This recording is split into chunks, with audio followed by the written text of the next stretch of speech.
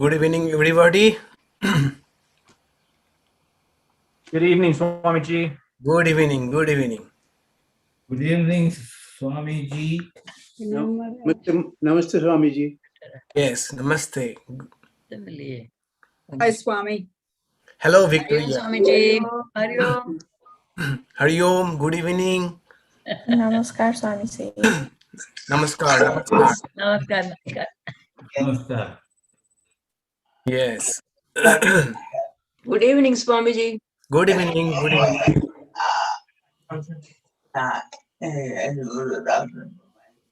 Pranam Maharaj. Yes. Pranam.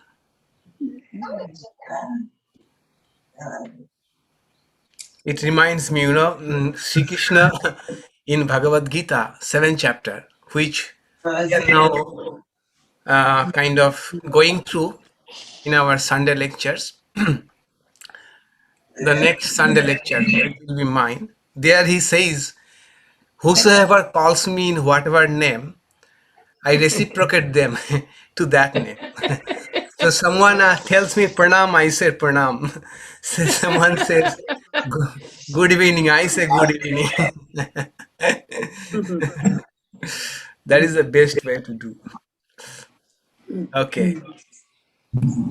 All right. We have all of us here.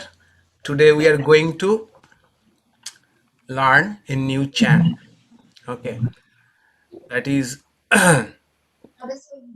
Shiva Manasa Puja. He will take 1 hour rest, Read. So that is very, very beautiful one written by none other than Acharya Shankara. Shiva Manasa Puja means mental worship of Lord Shiva. But throughout the hymn, he uses the word Shiva only once at the last stanza. So this hymn can be directed to any deity we like. And the idea is beautiful, The idea is like this, as you have already seen probably from the text I have sent you. Offering the best of the things, but mentally to Shiva.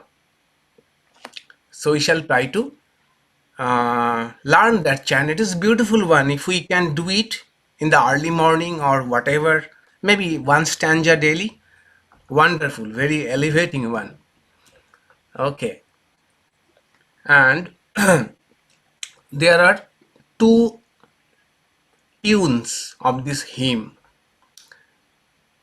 and we shall chant in the popular one, the popular tune, which is easier and also I find more sweet. The other one is kind of, I would say, more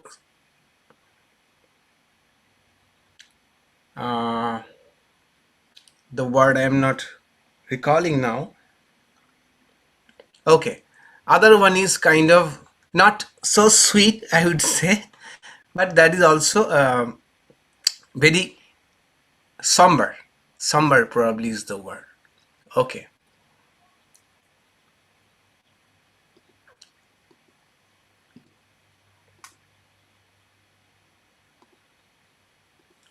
First, we shall read the English translation together, then we shall chant. O ocean of mercy, O master of all creatures, I have imagined a throne of precious stones for you, cool water for you to bathe in, divine robes adorned with many jewels, sandalwood paste mixed with musk to anoint your body, jasmine and champaka flowers and willow leaves, rare incense and a shining flame, except all these which I have imagined in my heart for you, O God.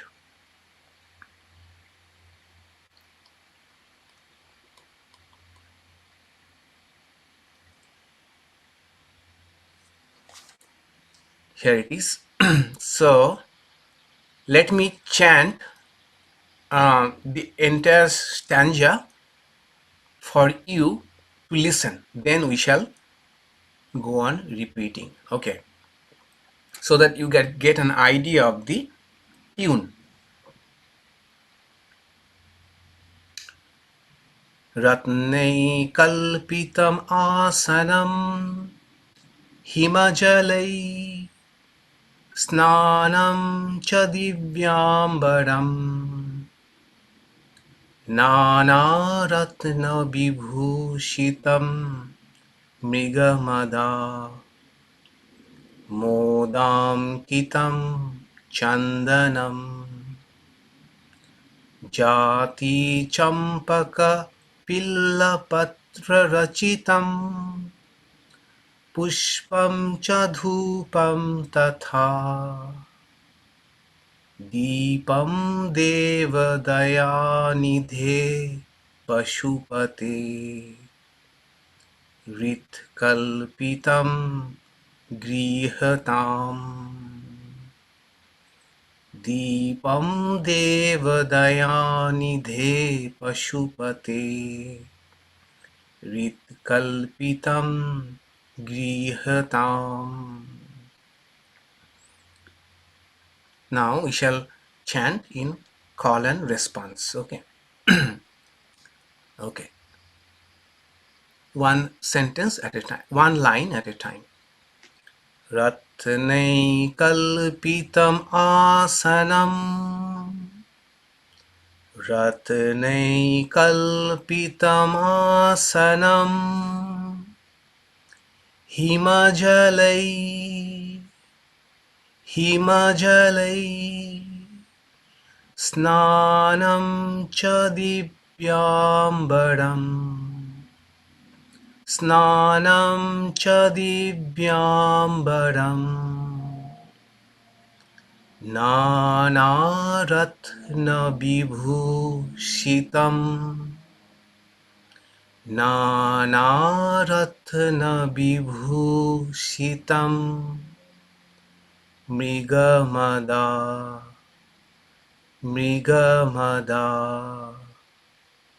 modam kitam chandanam modam kitam chandanam jati champaka villapatra rachitam Jati champaka villapatra rachitam pushpam cha dhupam tatha pushpam cha dhupam tatha deepam devadayanidhe Deepam Devadayanidhe Pashupate Pashupate Ritkalpitam Grihatam Ritkalpitam Grihatam. Now we shall chant it together, okay? Ratne kalpitam asanam himajalai snanam cha divyambaram nanaratna vibhushitam mrigamada modam kitam chandanam Jati champaka villapatra rachitam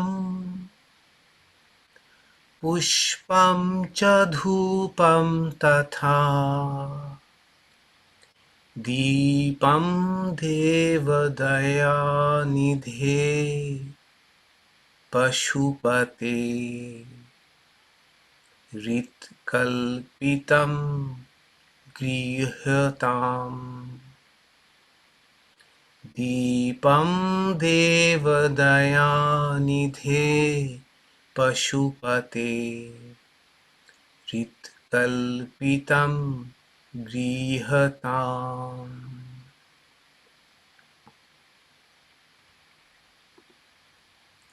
All right. Any question? Shardula Bikritadita Raga. Maybe. I don't know the name of the raga. All right. Any question about the chant?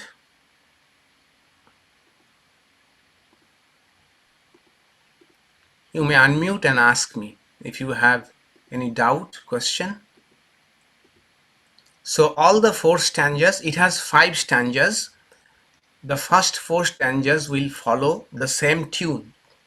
5th one will be different. Okay. So if we know one stanza, we will be able to do all the 4. All right. No question about chanting.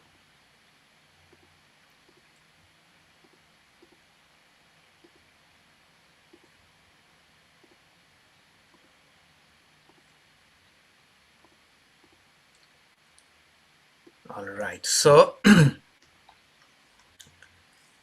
we were supposed to recap all the 24 aphorisms we have studied so far.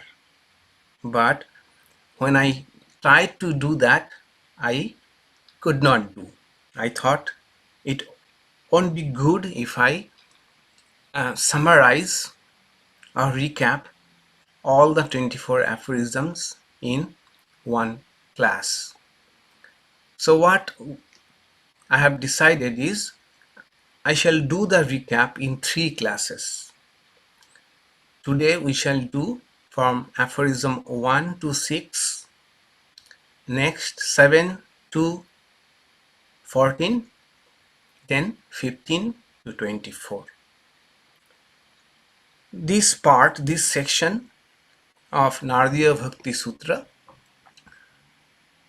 that is first section, which discusses the nature of divine love, is the most condensed part. So I thought it will be good if we break down the recap. Other parts probably won't take much to recap or summarize. So today we shall restrict ourselves from aphorism 1 to 6, which are kind of a subsection of the first section. So to begin, what is Bhakti? Bhakti can be best understood from the root of the word bhaj. Bhaj is the root word which means to love, to adore, to worship, to serve. We all have got emotions in us. We love to love others. So Bhakti Yoga says, why not use this faculty of emotions, faculty of love, to connect with the divine? And Bhakti Yoga is part of all the yogas, central to all the yogas. All the other 3 yogas, Bhakti is a part of it. We discussed it in the introduction. Then there are 2 types of Bhakti. One is the spontaneous devotion one has for God, whom at this moment, unfortunately, we are unable to see. Those who have realized without doubt the presence of God in their heart, they have a spontaneous love for God. That is in Sanskrit called Parabhakti. Those who don't have, they practice bhakti. For them, there are some prescriptions, there are some rituals or some practices which is called prescriptive bhakti. In Sanskrit, it is called Gauni. Gauni means secondary and Para means the highest. So the highest bhakti or Para bhakti is the goal bhakti. It is the goal, and the Gauni bhakti, the prescriptive bhakti, is the means to reach that goal. The entire text of Narada Bhakti Sutra can be divided into 5 sections. Aphorism 1 to 24 deals with what is bhakti, that is what is para bhakti, that supreme love, para bhakti sarupam. Aphorism 25 to 33, which we shall take up later on, why the path of bhakti is superior, or what is unique about bhakti, bhakti yoga. Aphorism 34 to 50, how to cultivate and practice bhakti, that is prescriptive bhakti. Aphorisms 51 to 66, what are the signs of true devotion, and 67 to 84, examples of great devotees. These are the 5 sections of Narada Bhakti Sutra. And the first section, that is the nature of Parabhakti, nature of ecstatic love, spontaneous love, Aphorism 1 to 24, it is the most important section of the entire text. If we can grasp it, then we can get an idea of what bhakti is. So, let us go through these 6 aphorisms, 1 to 6, and try to get their salient points. Okay? So, if you have the book in front of you, you may open aphorism number 1, Athata Bhaktim Vyakyasyama. Meaning is, now therefore we shall explain bhakti in detail. Now therefore we shall explain bhakti in detail. As we saw, salient points of this aphorism is, first, the word now. The word now means or implies that now that you have recognized the unsatisfactory nature of worldly joys, worldly existence, and wanted to go beyond the 3 kinds of suffering through spiritual means, therefore of the aphorism means, therefore, since you have some degree of yearning for God, but you want to know how to increase the yearning for God, therefore we shall explain. What we shall explain? Bhakti. Why? Because bhakti is easy, which is not only the way, but which is also the goal, which is help in all other paths, which is so sweet that even the illumined people immerse themselves in bhakti. Therefore, we shall explain bhakti in details as we have understood it, as we have realized it, as we have experienced it. And as we saw, in the when we discussed in the the aphorism in detail. Every word has got so much profound meaning. Narada is supposed to be the author of this book, or who was narrating this text. He is telling, we shall explain. That is, it is a sign of humility. Instead of saying I, Narada says, we shall explain. So, as it appears, the study of the text will be most beneficial for those who want to grow in divine love. This book is open to all. Anybody can read it for curiosity, for intellectual inquiry, but it will be most beneficial for those who want to grow in bhakti or in divine love, who has some degree of yearning for God. So these are the salient points of aphorism number 1. Then what was aphorism number 2? Aphorisms 2 and 3 try to give an idea of what this ecstatic love, what this para-bhakti is. So aphorism number 2, I am not going into the Sanskrit. Aphorism number 2 was, Bhakti is, however, of the nature of supreme love in this. Bhakti is, however, of the nature of supreme love in this. The salient points of this aphorism is the word however. However word is used to denote that bhakti is different from ordinary love. How is it different? It is supreme.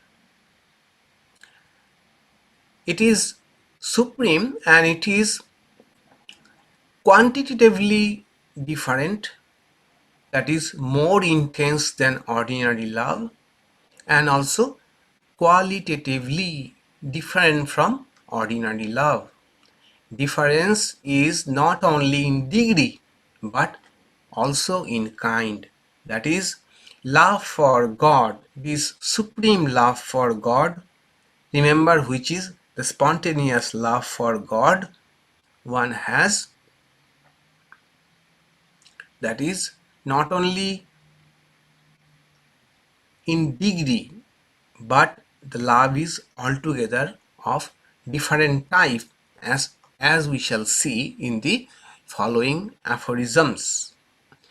Then another important word was, or another important phrase was, of the nature of. Bhakti is of the nature of. Of the nature of. Sanskrit is rupa. Rupa. So this word or this expression signifies that true bhakti is in fact ineffable. That is why prema rupa, of the nature of supreme love. It does not say bhakti is supreme love, but it says of the nature of supreme love. So it is implied that really it is difficult to express what this divine love is to others. So we know about love. Now think about this love, an intense love for an entity called God. That can give you some idea about what bhakti could be. That is why of the nature of this phrase has been used. Then another important phrase was asmin, which means in this. Instead of telling bhakti is supreme love for God, the aphorism says supreme, of the nature of supreme love in this. So in this was used probably to have a non-sectarian definition of devotion, to denote a universal sense instead of any particular name of God. To use any word is to limit God, who is infinite. So, to keep the definition as universal as possible, Narada chose to use the phrase in this. And in this also means proximity, in here, not there. So the idea could be God is here and now. God is very near to us, who is sitting in our heart. That is why in this, so bhakti is of the nature of supreme love in this. God who is closest to us. Third aphorism was, and bhakti is of the nature of immortality. Amrita Sarupa Cha. Immortality, Amrita. And we saw that this word Amrita could have 5 connotations of 5 meanings. Number 1 is to mean undying, that is, this divine love, this ecstatic love for God. Once we have that, once we have Parabhakti, that love does not have any end or does not have any ups and downs like other type of love that we see in our world, that is undying, unchanging, Amrita. Second, Amrita also means ambrosia, that is nectar. So this love is very sweet, of the nature of nectar. Even a tinge of that love is sufficient to fill our heart. That all of us here know that even a little bit of devotion in our heart makes our life so sweet. Third meaning of Amrita is final release. That is, once we have this love, we go beyond all sufferings. That is, the sufferings don't stop to exist, but sufferings remain as such, but we go beyond them, or we transcend them in this ecstatic love. Fourth connotation of Amrita is grace. Grace, divine grace. Parabhakti, that is ecstatic love for God, is also possible only through divine grace. Many of us try, but only a few fortunate ones can have this Parabhakti. This is the problem, or say that this is the toughest thing, that we may try, but Parabhakti is not so easy. It depends upon divine grace. And we noted signs of divine grace. What are the signs of divine grace? Signs of divine grace. Divine grace also comes, in incremental way. It is not that you either have or you don't have. It also comes gradually. And when divine grace descends on us, what happens? Three signs. The goal and path become crystal clear for us, the seekers. That is, we don't have any more doubt about the goal and the path. Then the journey becomes smooth. It is as it were, I said, the wheels have rightly been placed on the track. In a train track, if the wheels don't set rightly on the track, the journey is not smooth. Similarly, until we have some divine grace, journey is not smooth. Journey is jarring. Fifth, Amrita also means self-effort. God showers divine grace to those who are trying to get near God. So Sri Ramakrishna said, if we approach one step towards God, God comes forward 100 steps. So the one step we have to take, and that is one step is self-effort. And in the beginning, this one step seems very difficult. But once we start taking one step, then we find that this journey through divine love becomes easier and easier. God, as it were, approaches us more and more, comes more towards us. Now, aphorisms 4, 5, and 6 mention the fruits of Parabhakti. What happens to a person if they have got this Parabhakti, this supreme love? Aphorism 4, Sanskrit is Yat labdhva puman siddho bhavati amrito bhavati tripto bhavati. Translation is roughly, after attaining that Parabhakti, one becomes accomplished, one becomes immortal, one becomes satisfied.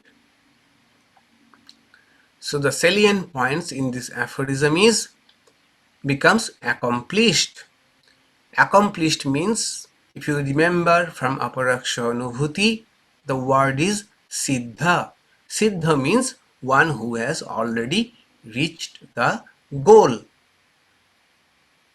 Sadhaka means one who is trying to reach the goal, who is still taking the journey.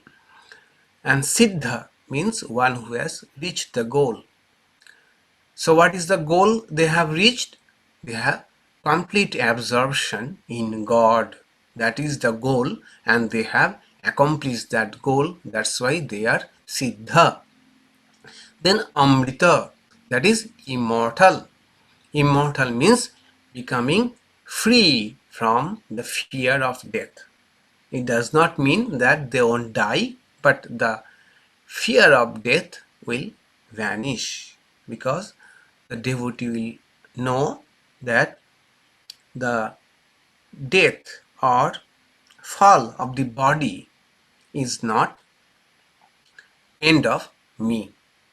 I will continue to live as spirit. So the fear of death goes away. In that sense, they become immortal. Thirdly, tripto, that is satisfied. After having that ecstatic love, after having that parabhakti, one does not feel the need of anything else. Totally satisfied. Okay.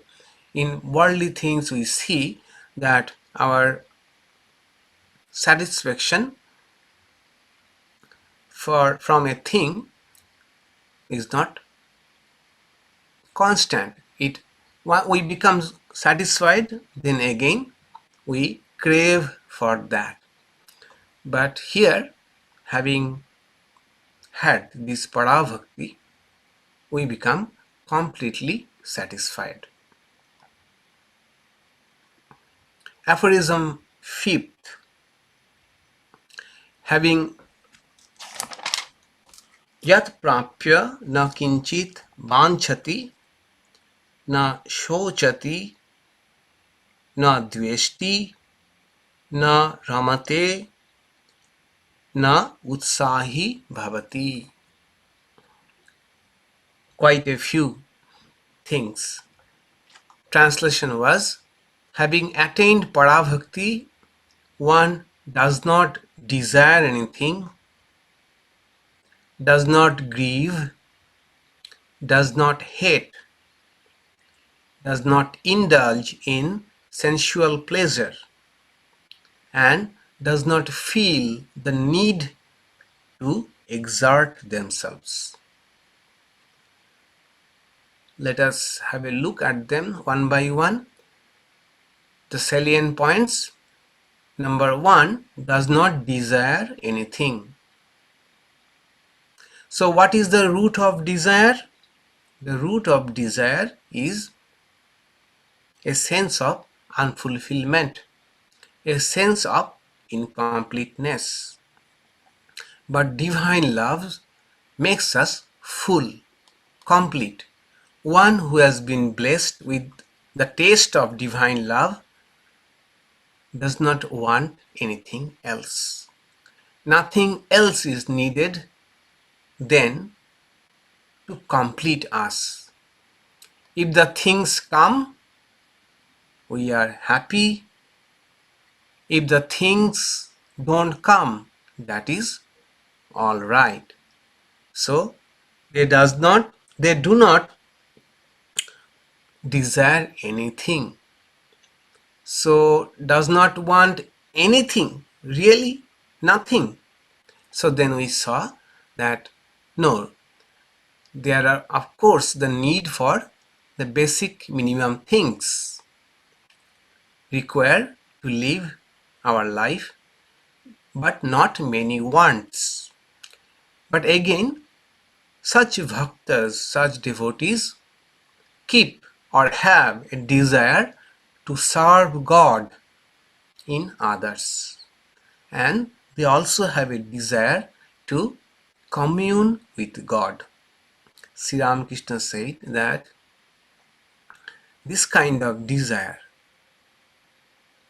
to love God, to serve God in others, do not, although they are desire, but they do not fall under the category of desire at all. He gave a few examples, like he said the sweet candy, I don't know in what sense he said that. Yes, sweet candy is not a sweet at all. I mean, does not fall under the category of sweetness. He of course he said because other kind of sweets sometimes cause stomach pain, but this candy relieves one from stomach pain. So likewise, this desire to serve God in others, desire to commune with God,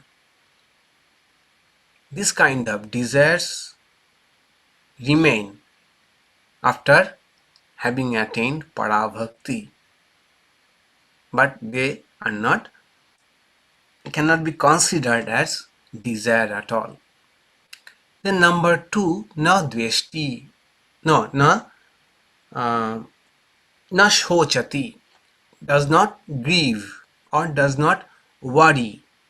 So what is the root of grief? The root of grief is loss. Only when we lose something, then we have grief. Now, a bhakta, a parabhakta who has got parabhakti, they know that this bhakti, this love is never going to be lost. And they know that they have got the highest, which is never going to be lost. That's why they don't grieve. And not only that, in any unfavorable situations, unfavorable circumstances, they see God's hand. They see God's hand in every act and does not grieve.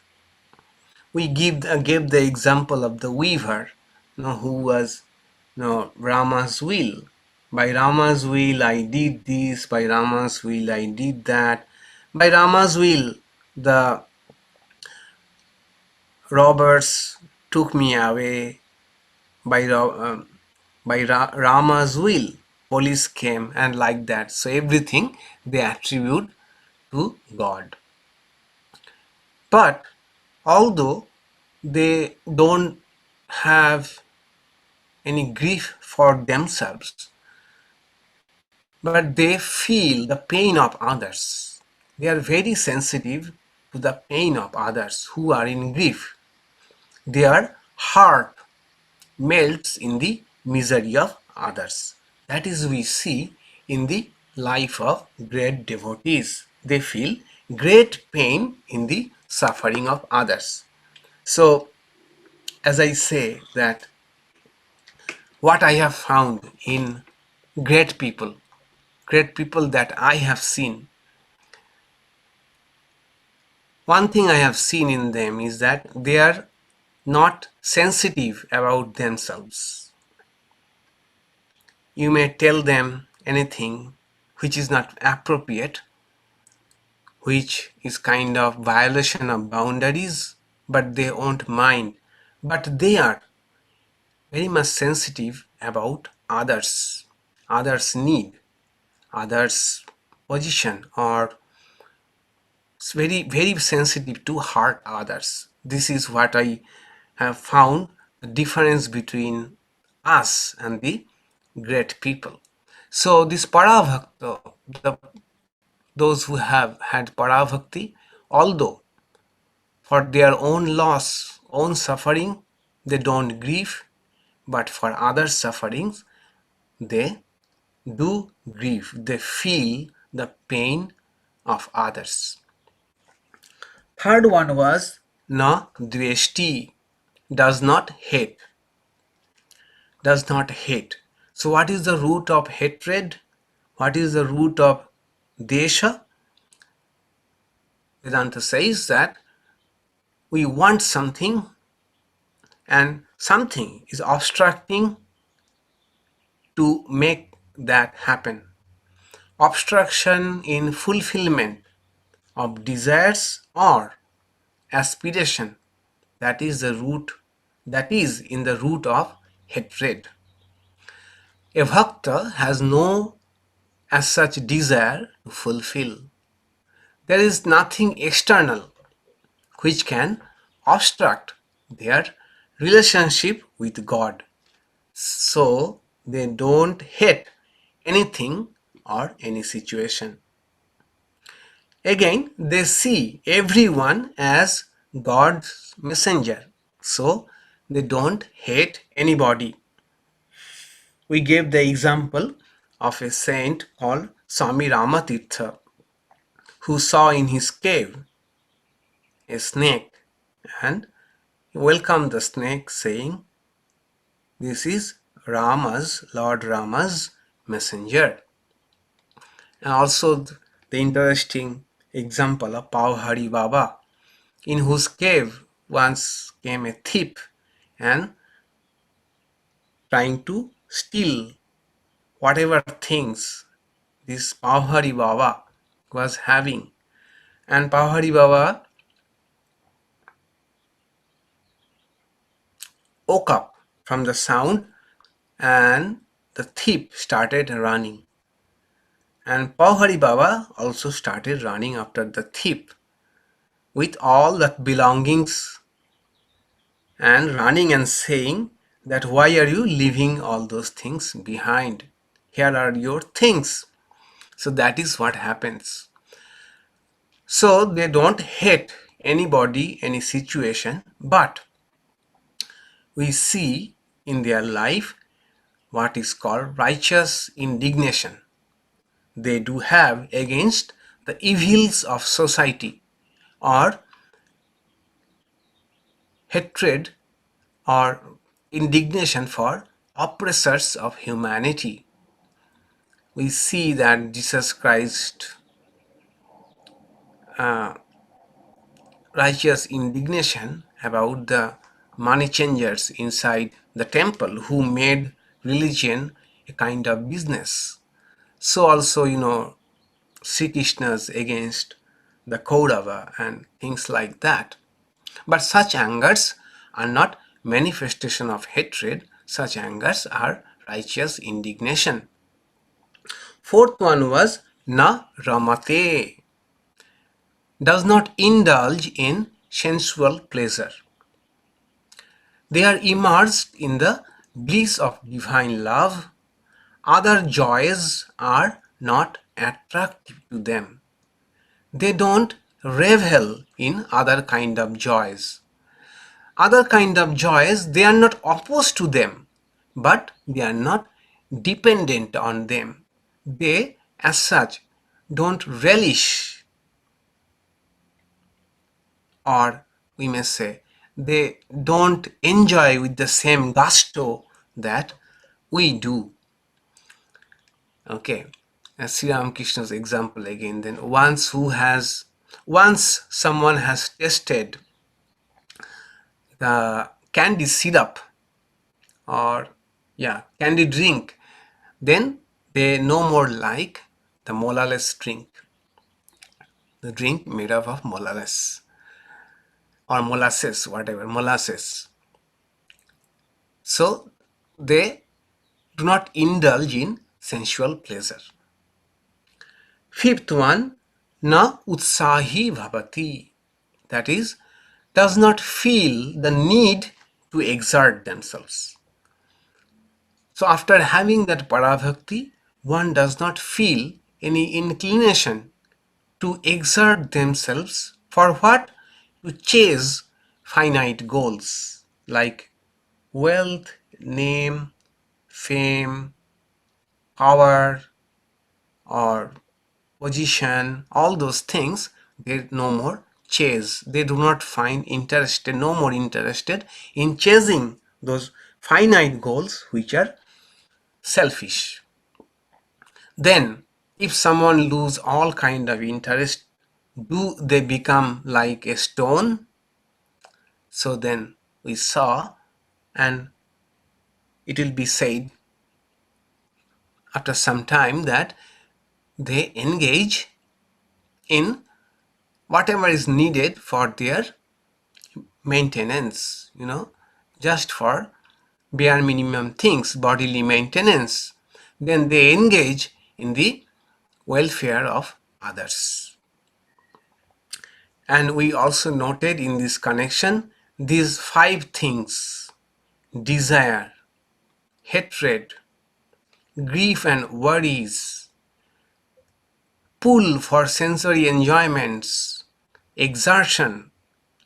So what all those things mean to us, what will be our practice? So we noted that desire, to curb our desire, what we should do, we should try to practice having having no strong likes. So strong likes only gives rise to strong desires. Then hatred, absence of strong dislike. If we dislike something, the stronger the dislike, the more will be our hatred, and more will be disturbed by such things. Grief and worries. We can practice surrendering our griefs and worries to Lord. Grief and worries to God. Once we surrender, we will find after some time we are still doing. That's okay. That is the way to go. We surrender but again start worrying and grieving over. But that is the practice. Then sensory enjoyments. So we cannot stop sensory enjoyments altogether. Anything we are doing is our senses only. So what is our practice? Offer all the sensory enjoyments to God, who is sitting in our heart. Bhagavad Gita names it as Drabya Yagya. Thus whatever you are acquiring as it eating or accumulating through your all senses, imagine that all of these are like offering to the God who is sitting within. In fact, Shiva Manasa Puja that we chanted, there will be a stanza which will be like this, that whatever I enjoy through my senses are like all offering to you, O Shiva. Fifth one is exertion. So what does it mean for us?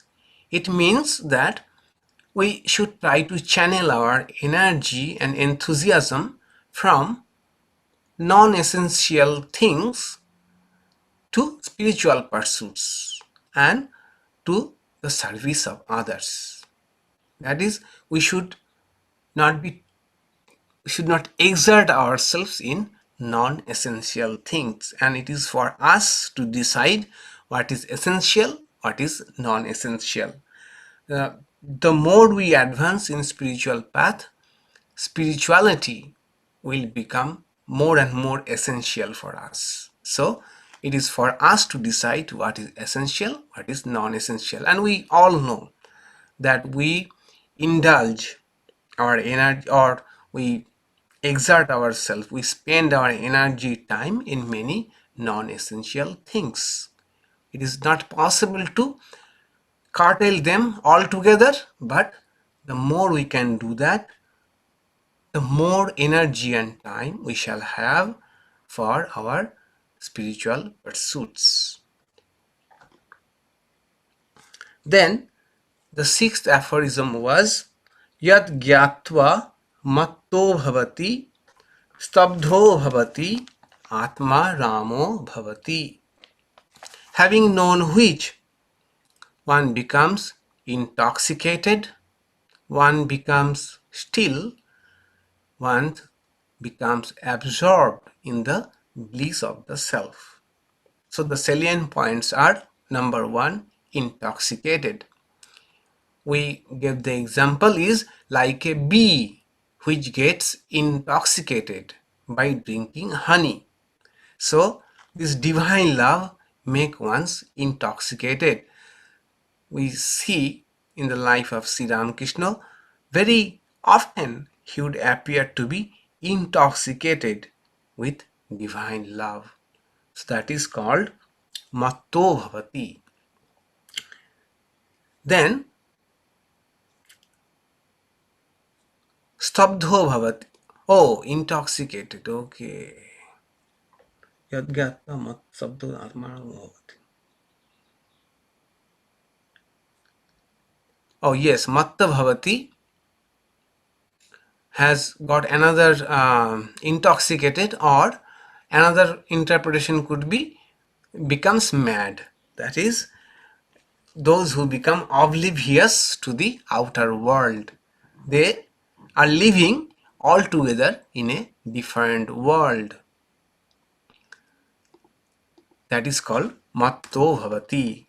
Either intoxicated or mad-like. Okay, so their behavior may appear to be altogether so different in our eyes.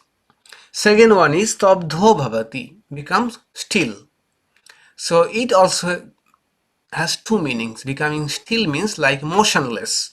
Motionless is sometimes the devotees may seem like a statue when they are in divine communion. Again, example of Sri Ramakrishna, go into samadhi in the midst of anything, conversation, singing, dancing, suddenly he will be like a statue, still, motionless.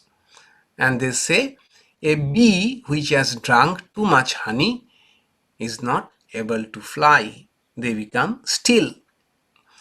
And another meaning of the stillness means inner stillness, even while active. That is, even when such a devotee is active, they have a sense of inner stillness. They feel that it is God who is acting through them, as if their own sense of agency is gone. God is doing everything through them. Bhagavad Gita says in 5th chapter, though the illumined person sees, hears, touches, smells, eats, moves, sleeps, breathes, yet they know the truth that it is not they who act. Similarly, the Bhakta, Parabhakta also feels that it is not, they are just instrument, someone, God alone is doing everything. And that is why they can remain calm amidst all the activities. That is also the meaning of Stabdo Bhavati, they become still. Third one is Atma Ramo Bhavati. Atma Rama is a beautiful word. That is Aram in Atma. Aram means joy or rest, relaxation only in the self, absorption in the bliss of self. So the ordinary joys come from outside, but such a devotee's joy comes from within, from the indwelling self, indwelling spirit, God who is within. So they are Atma Rama. They don't as such need external things to become happy. They have found the source of happiness within, in their own Atma, in their own core of being, that is Atmarama Bhavati. So, from aphorism 4, 5 and 6, we found 11 characteristics of one who is fortunate enough to have Parabhakti, and they also come in incrementally, they also are present in degrees the more we advance. What are those 11 characteristics? Number 1, sense of fulfillment, siddho, sense of fulfillment. Transcendence of fear of death. Then satisfaction, a deep satisfaction, tripto, transcending petty desires or desires for many things, na banchati, transcends grief, worries, anxieties, na shochati, transcends hatred for others, na deshti, does not indulge in sensual pleasures, na ramate, does not exert for selfish accomplishments, does not chase those finite goals, na utsahi bhavati. Then they kind of become intoxicated in that love, matto bhavati. They become still, motionless, or inner stillness, a deep inner peace, stabdho bhavati. And finally, they revels in self. They find the all the source of joy is within, God within, Atma within, Atma Ramo Bhavati. So this was the recap, or let's say overview of aphorisms 1 to 6. Aphorisms 7 to 14 deal with these things, these aspects of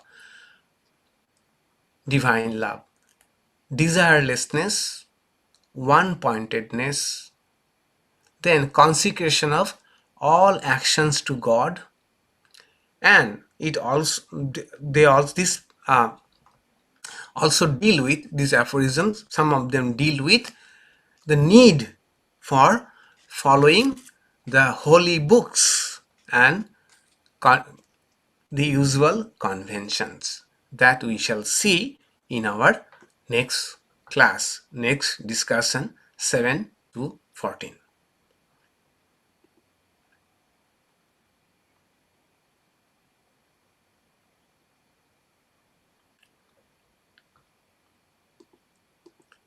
Any question? Oh, thank you. Yes, thank you. Okay, I have to unmute. I have to give you the option to unmute. Any question? Although all those things you have already learned, just to give you an overview, and some of you have joined a bit later, maybe for them it may be helpful to some extent. So this is divine love.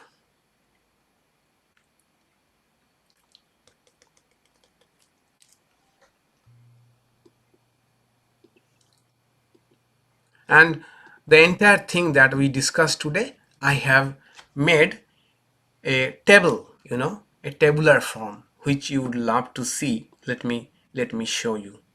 So which I will send you. So okay, you can see it. For example, aphorism 6, meaning and salient points. Okay, so this will be very handy for you to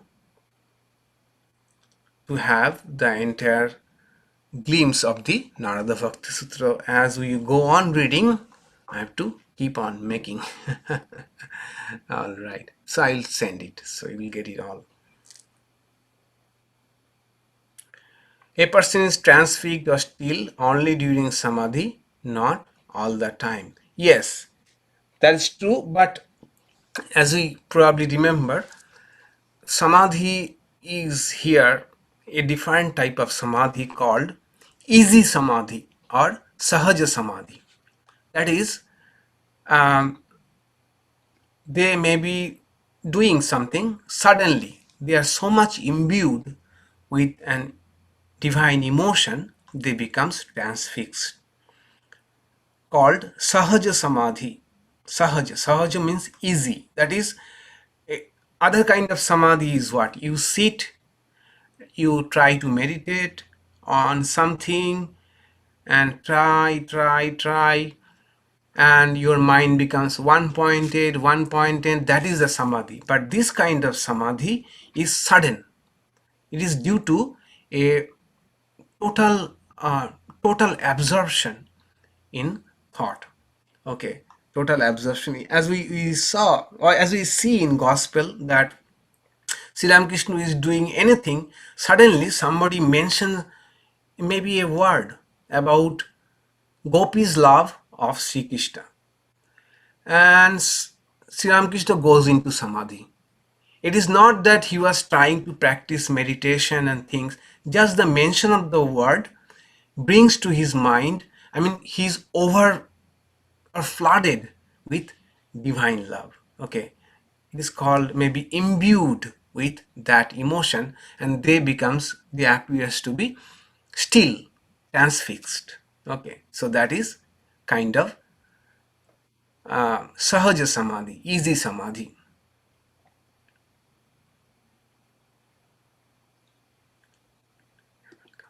All right, so next day we shall see more and one more.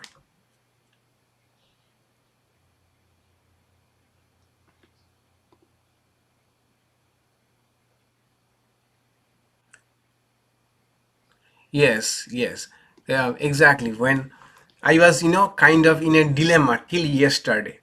And to go through all the aphorisms, to give a overall view, or go in a little deeper way. Then I thought, although we have discussed these things, but the concepts are not easy to grasp. The more we discuss, the more we retain. So I chose the difficult way.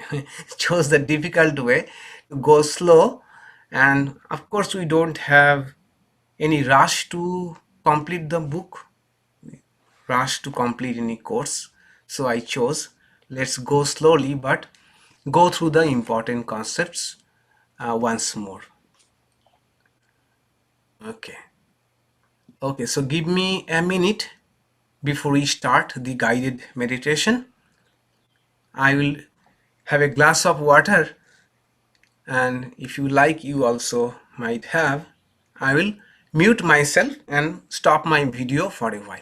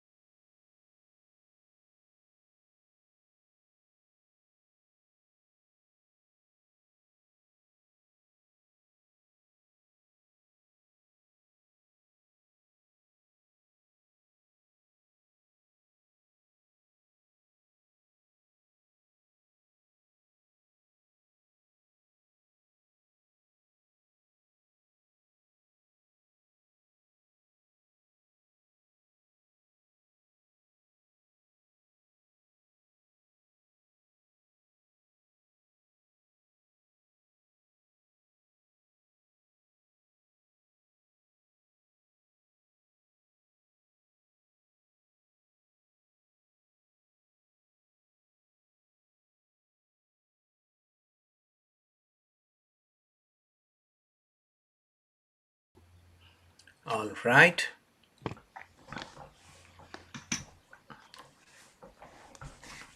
Please sit comfortably wherever you are sitting.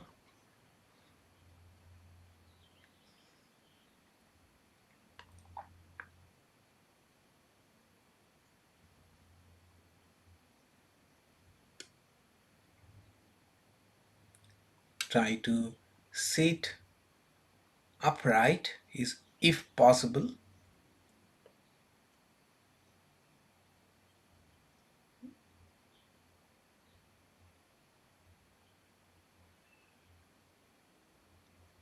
But relaxed.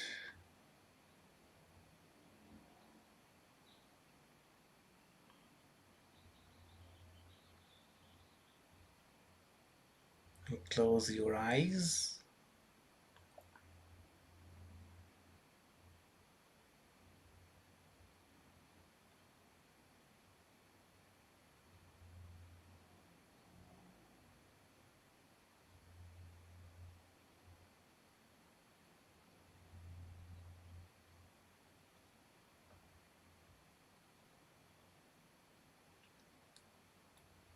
Try to feel your contact with the chair,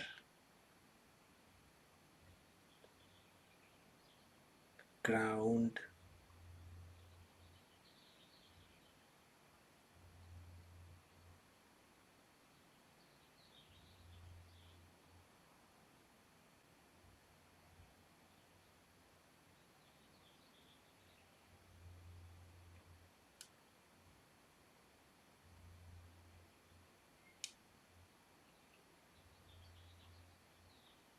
how the chair is pressing against your body. Try to feel that.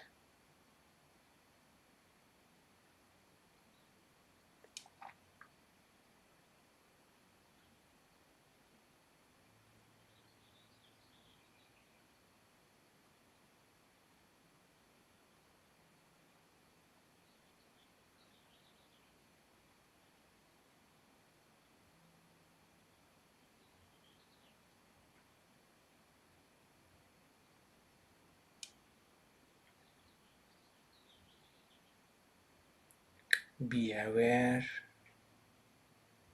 that you are sitting here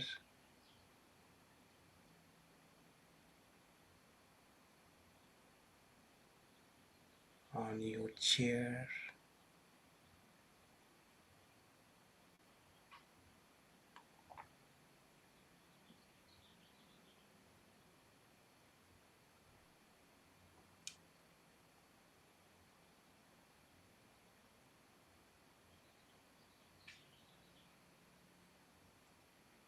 That you have enough time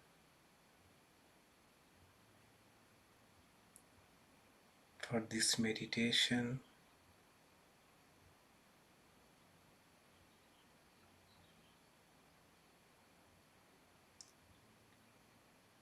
You have no rush.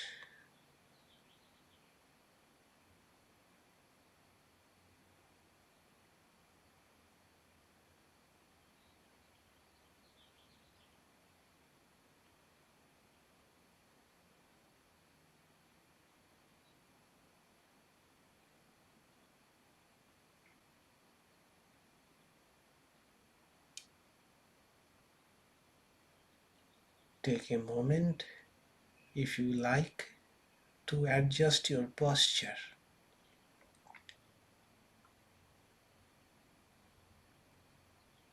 Make yourself totally comfortable.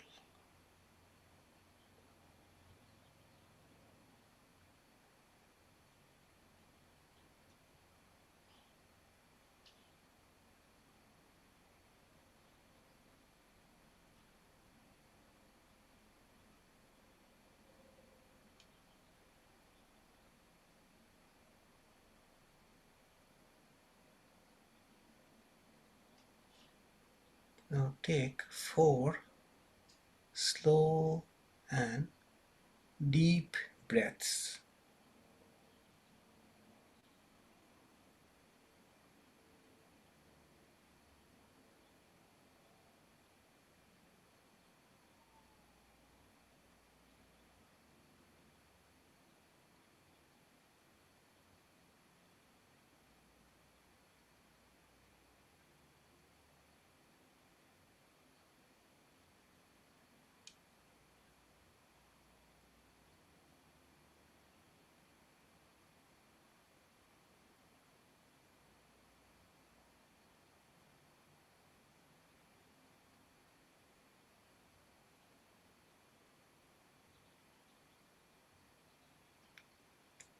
Now come back to your natural breathing.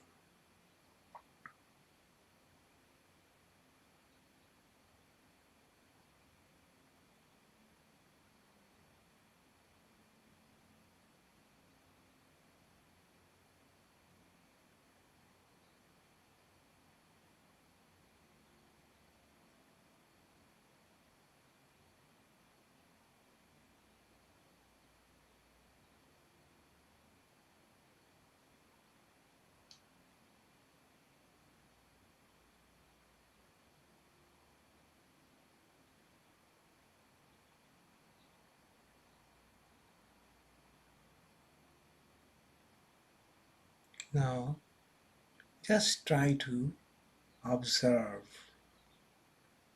your breathing without trying to change it or control it.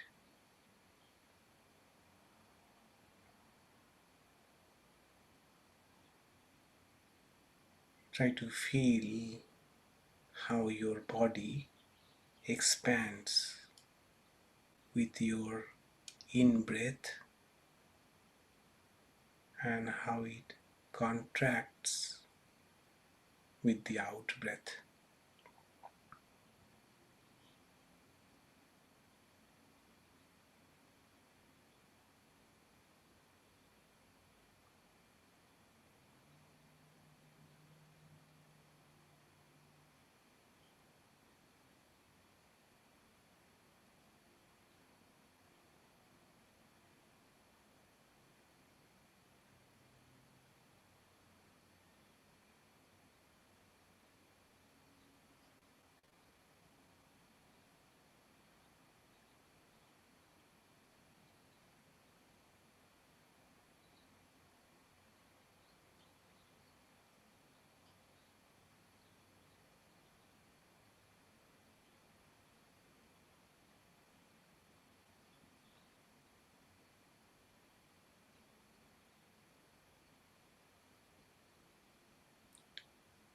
As a witness, you are watching this.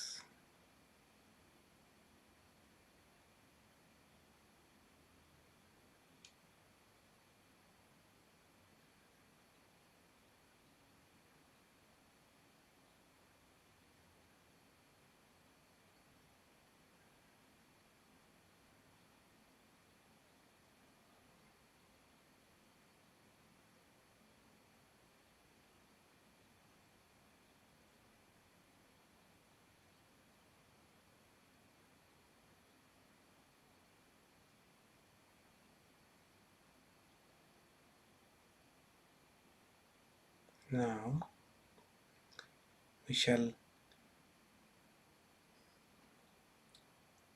breathe in with 5 counts, hold the breath for 5 counts, and breathe out in 5 counts. Let's start now.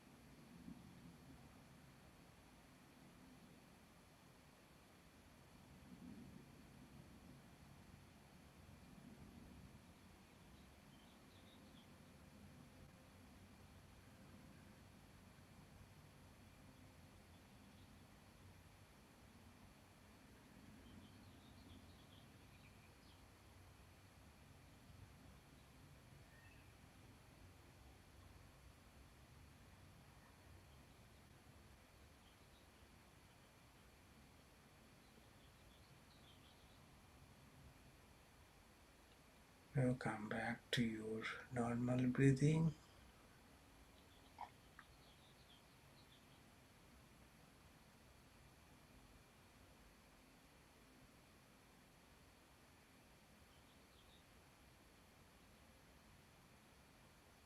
Imagine a light is passing through your entire body.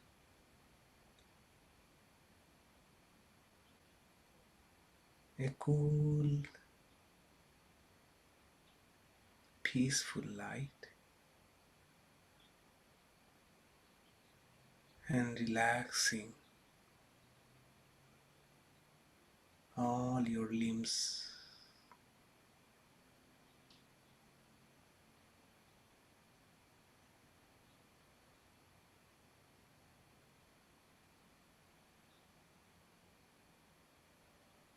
Your legs,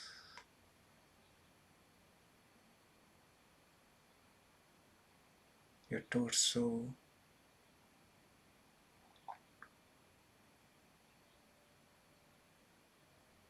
chest,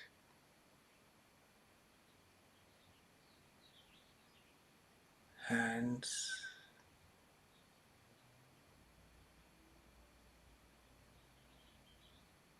shoulders, head, everywhere. Inside you is this light.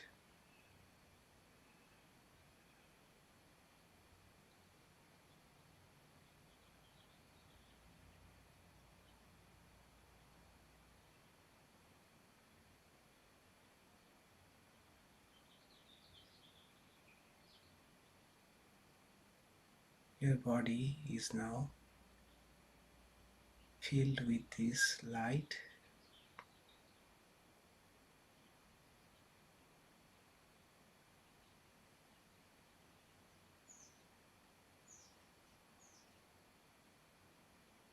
Feel the presence of this light and appreciate the relaxation.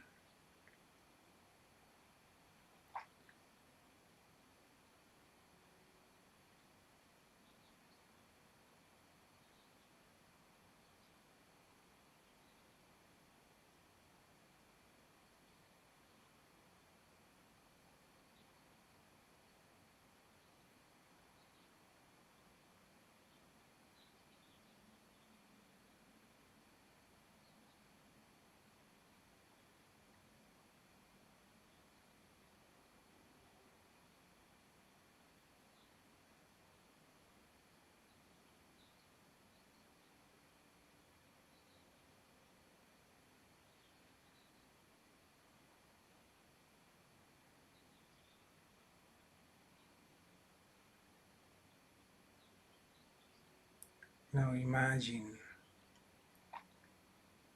at your heart space, which is at the middle of your chest and which is deep within.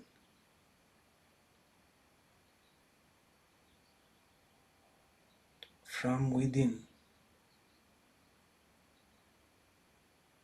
the inner light emerging, a glittering symbol of Om.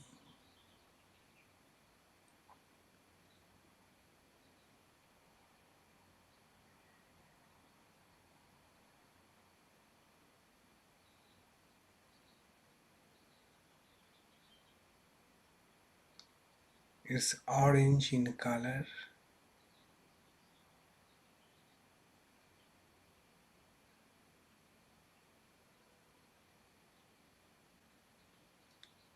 and it is emanating orange light.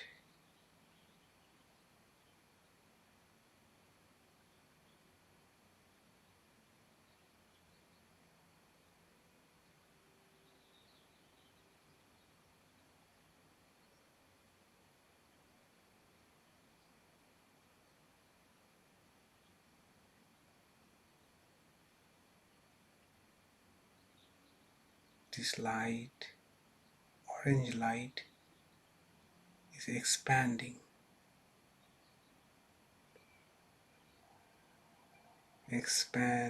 and filling out every pore of your body.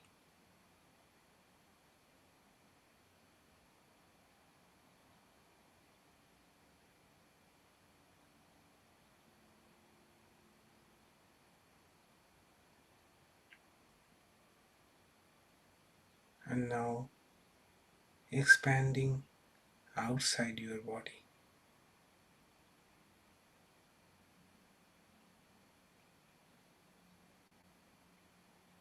in all direction.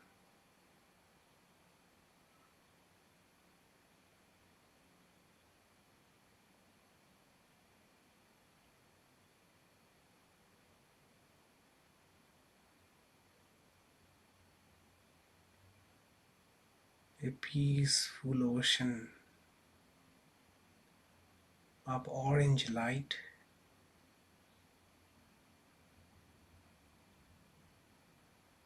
and at the center of this ocean is the glittering symbol of Om.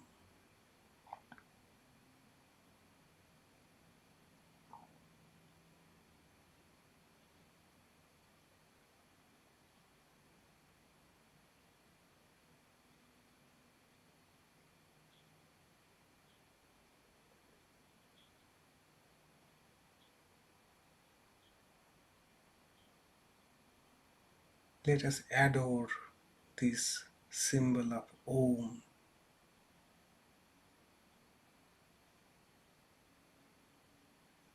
with the mantra Hari Om, which means God is everywhere.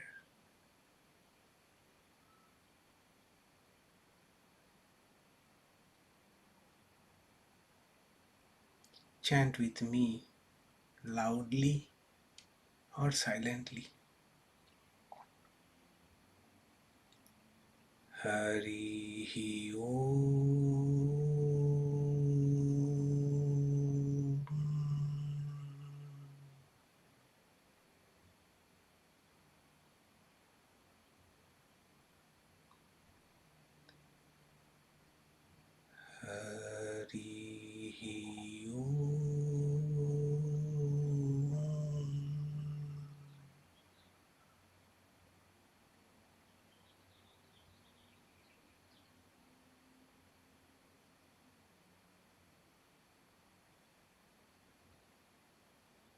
Hari Om.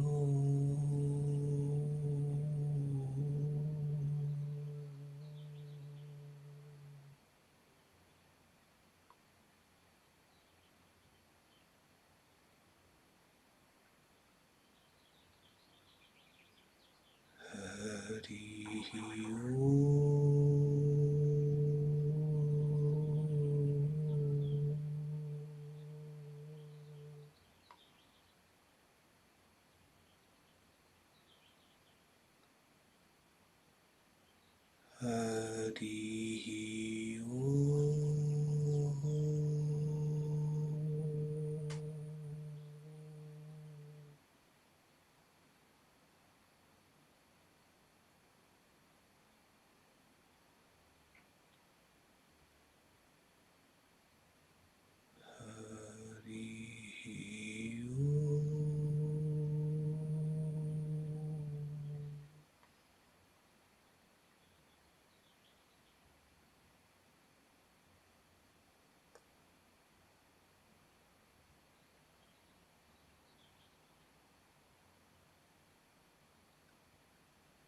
Hari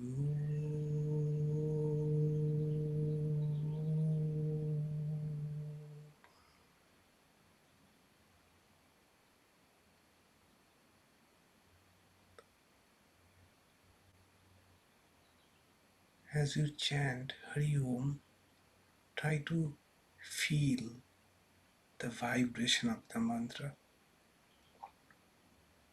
how it is coming from deep within.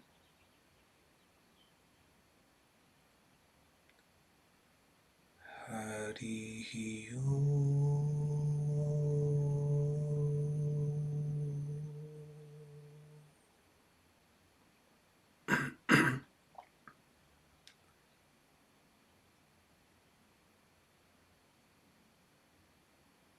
Hari Om.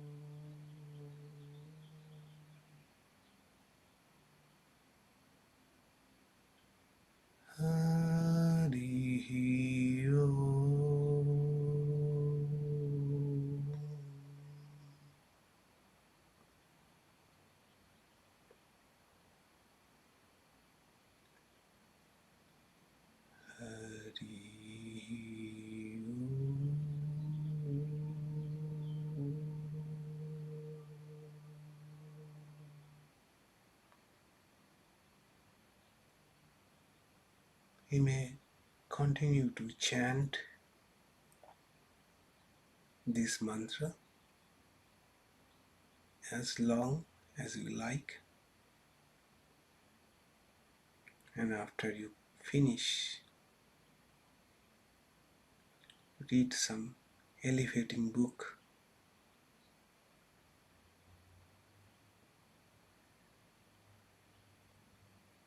before doing anything else.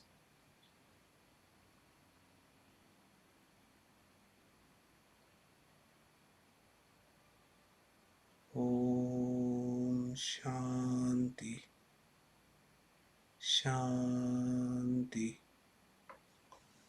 Shanti